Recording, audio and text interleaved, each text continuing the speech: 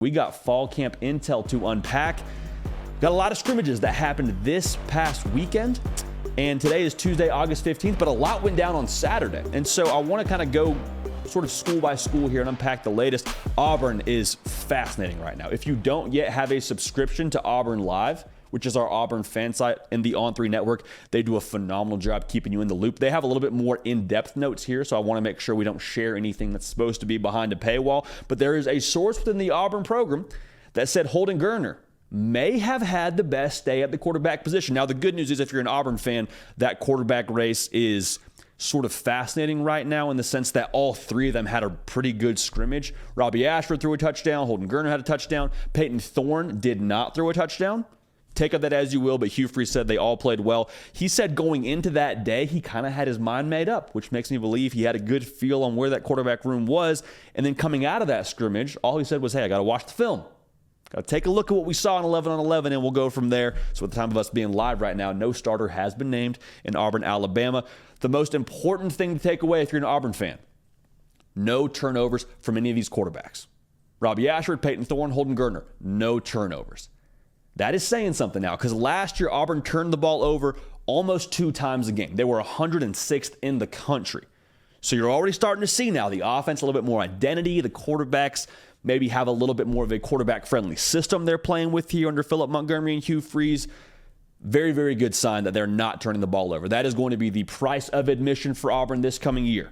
A lot more talent than they had last year, but they're still kind of trying to build the roster to get to a certain point to where they can compete in the SEC. They expect to compete this coming season. A big part of that will be not turning the football over. Now, the running back room, you probably already feel pretty good about that if you're an Auburn fan, but it's just more good news that those guys balled. I mean, Jarquez Hunter's back with the team, said he looks solid. The real story of the day was Damari Alston, is what it sounds like. I mean, he had 2 touchdowns. Hugh Freeze mentioned he had 3 explosive runs. One of the biggest parts of this scrimmage intel for me is hearing how much Damari Alston has taken on a leadership role. They said he's one of those guys that drives the culture. And when you have a new staff and you bring in so many new people, leadership, you can never overstate the importance to begin with, but especially in the sort of influx nature Auburn's at right now, kind of going through a lot of transitions, personnel and staff, having somebody like Damari Alston be a bell cow for you leadership-wise, I mean, that is huge. The key for Auburn in 2023 to be successful is going to be all those systems meshing, the new system on offense, the new staff, the new transfers they brought in, because they're going to ask a lot of transfers to play. If you have good leadership, that's sort of the glue to make those things fit together. Now, defensively, we got good news, we got bad news. And if you've watched this show for any length of time, you know that we start with bad news. The bad news is that the defense struggled a little bit with tempo. So maybe that's a good sign for the offense. Hey, the tempo is working. We're executing well. It was also very, very hot. That just, to me, is not something I'd be overly concerned about. Enough of an Auburn fan. Ron Roberts is still probably getting his defensive strategy totally set there. I mean, they're still probably acclimating to the playbook and how he wants things done. When an offense is running tempo on you, you don't have as much time to get set and in place, obviously. Now, the good news is after the scrimmage wore on, after they sort of stalled on the tempo a little bit, maybe ran a few more plays that were, a little bit more set, Hugh Freeze said the defense dominated. So think about it this way. If you're a player within the Auburn football team, especially on the defensive side of the ball, you go from getting your tail whipped when they're going tempo and then saying, you know what, enough of that. We still got a lot of scrimmage left. We're going to settle in. We're not just going to pack it up and, cry and take our ball and go home. We're going to play the rest of the scrimmage. We're going to give it our all. And it sounds like they did that really well. So, that tells me, hey, the culture at Auburn, you don't want to read too much into things like this, but I think it's encouraging. Is what I'm trying to tell you. I think it's encouraging. They bowed up a little bit and had a really good second half of the scrimmage when things slowed down a little bit. Transfer linebacker from North Texas, Larry Dixon, said he had a really good day. I believe he had a tackle for a loss. Jalen McLeod is a jack linebacker transfer from App State, or I guess McLeod, transfer from App State. He's one of the twitchiest players on the team. The folks at Auburn Live said he is one of the pass rushers that they've needed there for a while in Auburn, Alabama. So that's very encouraging for the good folks on the plains there. Really quickly, make sure you're subscribed. That's all we're going to ask. We're live now 3 times a week, Tuesday, Wednesday, Thursday, 11 a.m. Eastern. Once you're locked in. Thank you so much in advance for that. All right, now Oklahoma. Let's go to Norman, Oklahoma and talk what's going on there. The good folks at Sooner Scoop. Now I'm telling you, if you don't have a membership there, you're doing yourself a disservice if you're an Oklahoma fan. I'm just saying it. Andrell Anthony is a transfer wide receiver from Michigan, and you saw him pop a couple times at Michigan. You've seen him do some good things, but in this scrimmage, it sounded like he had a couple of big touchdown catches. If he can be that deep threat for them, which I believe they are planning on him being in Jeff Lebby's offense, that would be absolutely enormous. Because Jeff Lebby's scheme, we've talked about it a few times on this show, he wants to go tempo, he wants to run the football, and those two ingredients for an offense cause the safeties to kind of be out of whack because you're going so quickly, and then you start getting annoyed they have to make tackles at 6 yards, so you start creeping up.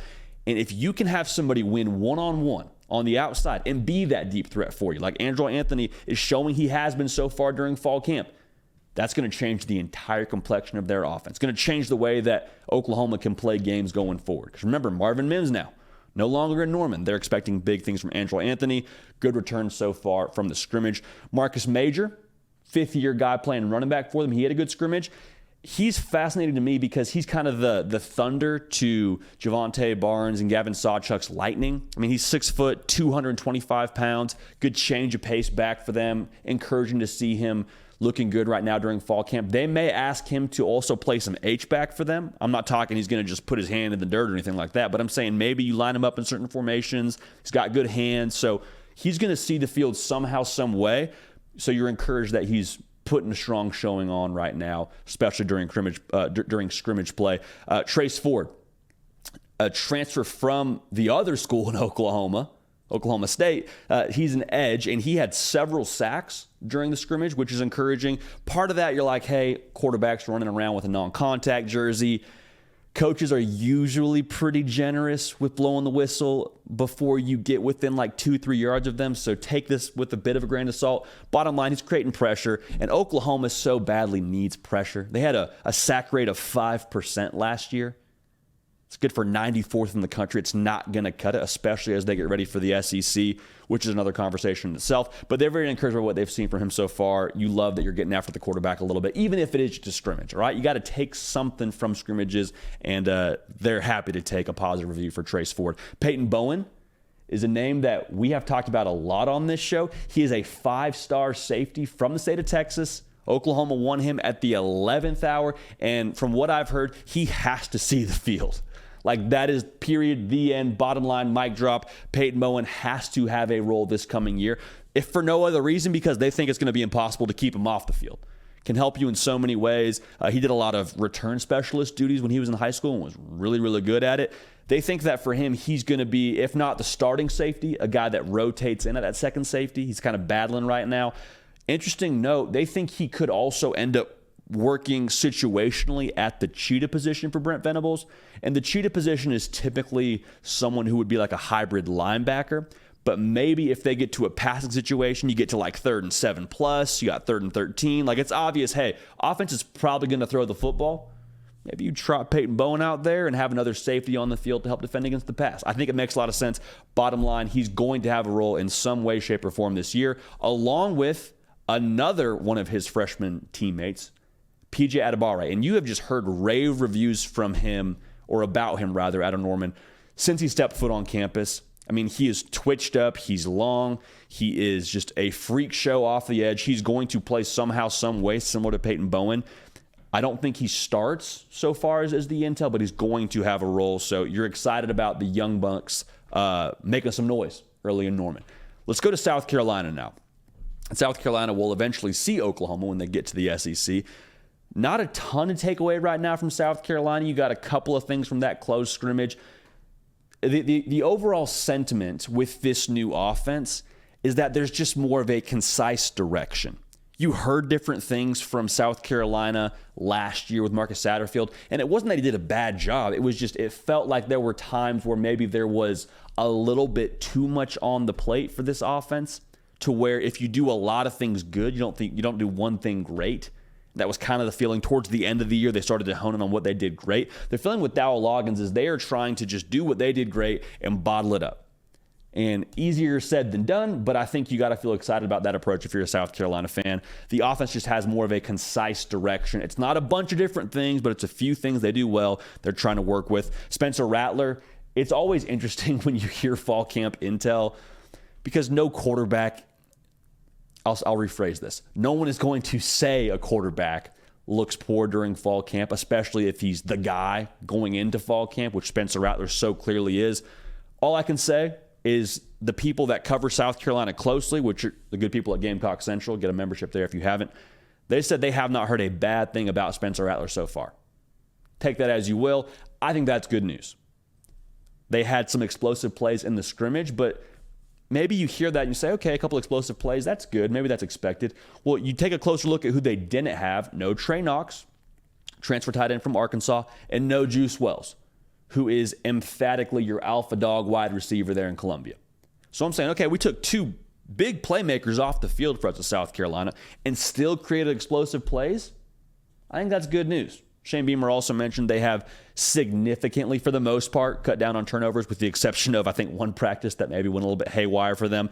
Offensive line, still kind of work in progress, not totally settled yet. You'd like to have that shored up sooner rather than later. They're really trying to hone in on what they're going to do at the tackle spot right now. So keep an eye on that. You got to protect Spencer Rattler this coming year to expect great things from him. And I think the expectation is Spencer Rattler to pick up on the great things he did at the end of last year. So South Carolina, figuring it on the O-line.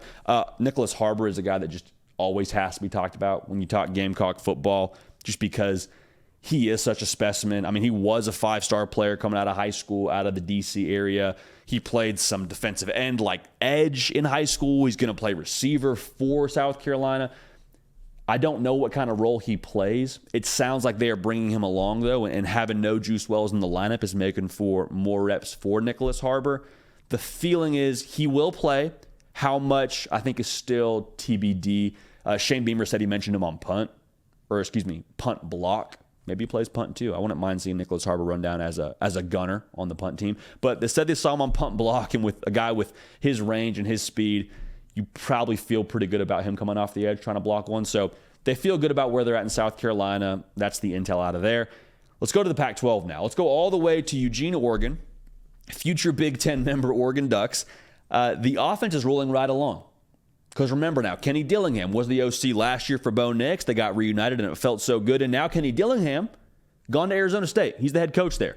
So enter in new OC Willie Stein from UTSA. And that's kind of been one of the more quiet storylines throughout this offseason cycle of college football. But the people in Eugene are saying, hey, listen, they have not missed a beat.